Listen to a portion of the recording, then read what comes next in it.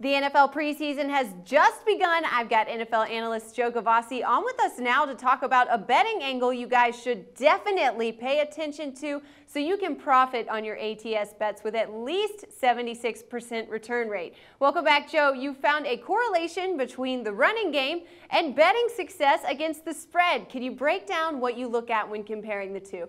Well, I sure can.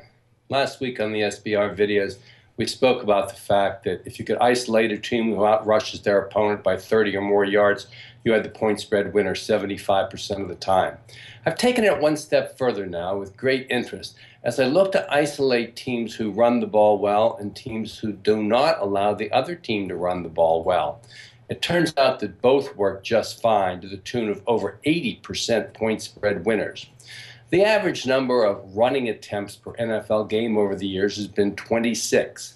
I began my study by looking at teams who ran the ball 30 or more times in a game and teams who allowed their opponent to run 22 or less times in a game.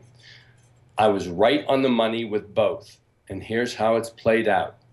If you play any team in the NFL who runs the ball for 30 or more times in a game while their opponent does not, you beat the spread over 80% of the time. And its corollary, if you prevent a team from running the ball more than 22 times and you run the ball more than 22 times yourself, again, 80% point spread winners. Now, there are two main reasons for this, and this is how you want to look at it when you try to isolate the statistical fundamental edges that you have at the point of attack in an NFL game. You want to find a team who's going to begin to control the game overland, which in turn will open up the airways.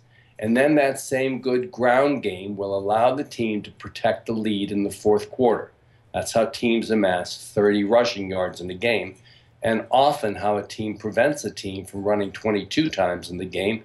It's simple ball control, successful ball control.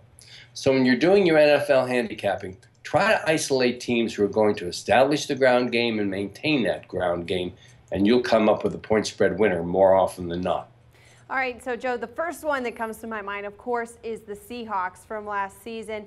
But is this always a foolproof method? If you see a situation before the game, but we know that the team that we're betting against has the, let's say, the most excellent passing game in the league, should we still lock that bet?